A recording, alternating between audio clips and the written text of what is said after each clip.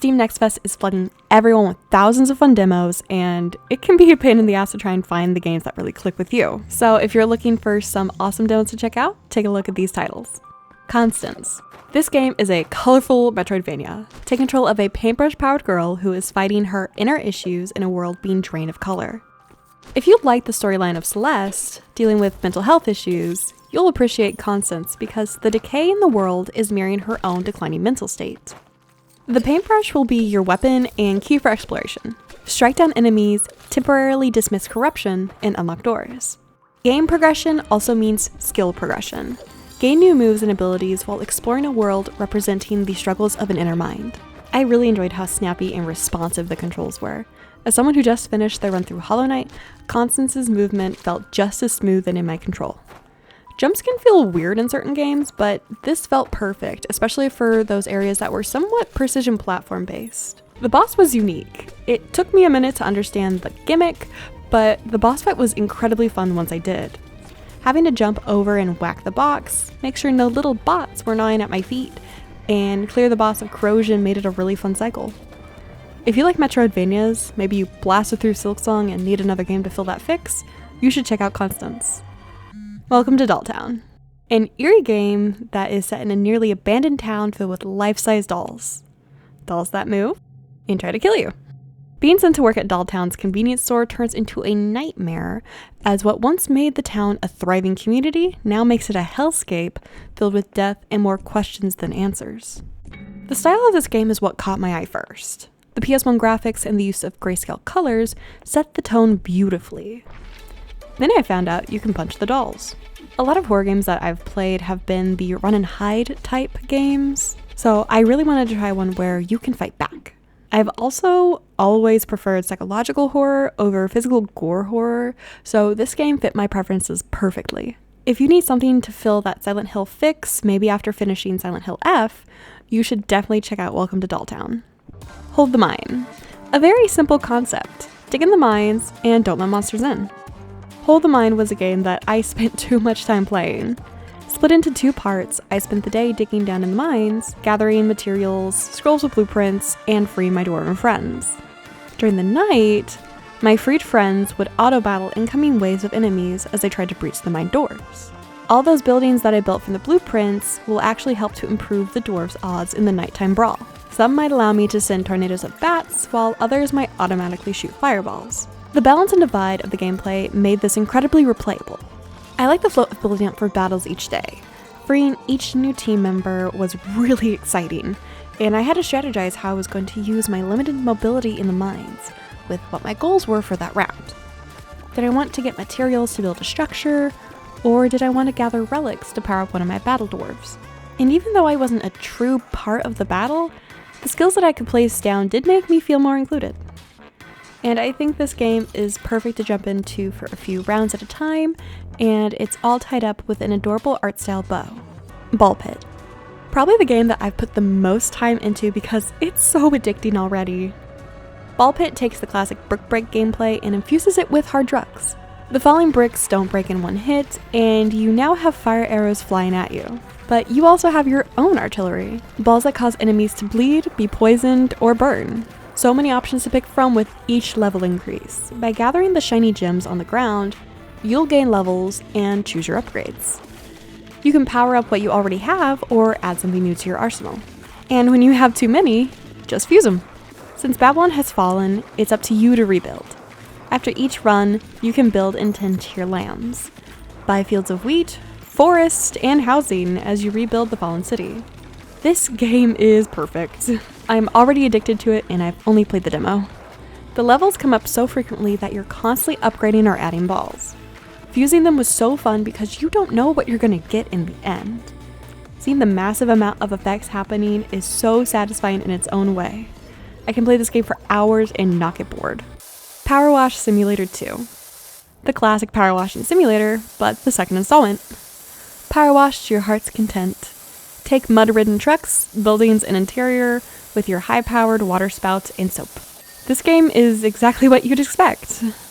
I had fun seeing every single speck of mud disappear from the demo truck, and the best part for me was how each part would glow whenever it was fully clean. The game is just a meditative experience. Leaf Blower Co. The same concept as Power Wash Sim, but you're blowing leaves. Leaf Blower Co. has you going to jobs to clean up leaf-ridden spaces for money. Armed with your trusty leaf blower and a rake, get in there and start blowing those leaves. I enjoyed this demo about the same as Power Wash Sim.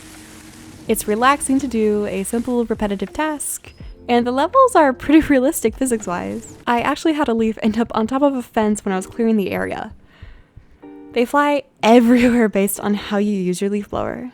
If you enjoy simple sim games like Power Wash Simulator, I think you should also give Leaf Blower Co. a chance.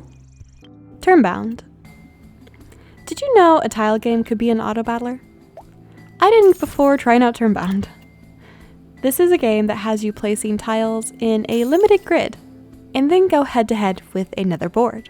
The pieces attack, taunt, and heal depending on their type. Each round gives new tiles to add, and it becomes a balancing act and a strategy game. To gain more tile space, you'll have to buy those spaces. To add tiles to your board, it costs coins. And to even upgrade those tiles, it'll cost you. The limited amount of coins and the ability to only sell a fraction of your new tile options means you really need to think before making your moves.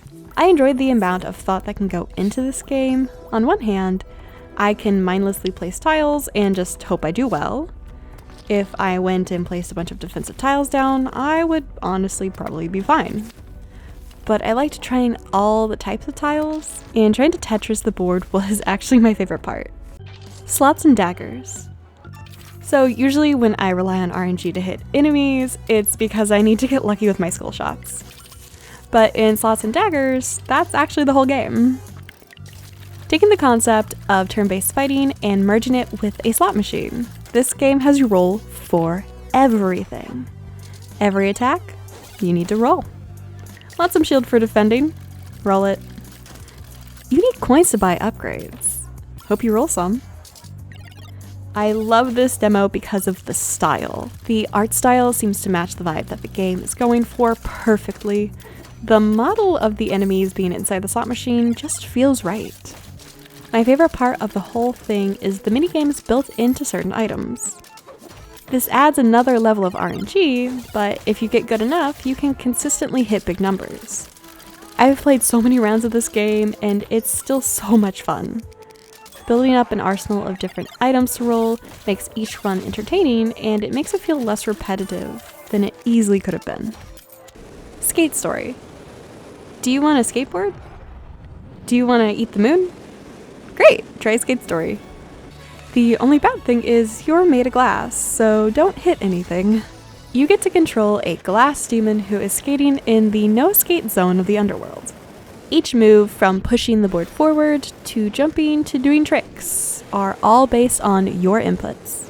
I loved the fast-paced layout of the beginning of the game, and the quick respawn makes all the deaths feel less like punishments and more like quick mess-ups. The controls felt incredibly smooth, the tutorials explained how to do each new trick, and the on-screen prompts are simple yet effective. Everything in the game blended incredibly well and made me love the world that was created. Monsters are coming. Take the auto-fighting of Vampire Survivor and add protection duty for a moving building. Monsters Are Coming Rockin' Road has you running around while a building descends down your screen. Move towards enemies to slash them or towards environmental intrusions to gather materials. Each level increase earns you a new section to add to your moving building, and I liked to stack the freezing elements to help slow down the waves of enemies. This let me focus on one side at a time and not get overrun by spiders and bats. These were the 10 demos that I was able to play during Steam Next Fest. This week was pretty busy, so I didn't get to do all of the demos I initially planned to, so please let me know if you have any last-minute suggestions of demos that I shouldn't miss out on. Thank you everyone for watching. I do hope you got something out of this video, and I hope I did a good enough job to earn a thumbs up from you, and maybe go the extra mile and hit subscribe so you don't lose me in the sea of YouTube content. Thank you everyone for watching, and I hope to see you again in a future video. Bye bye!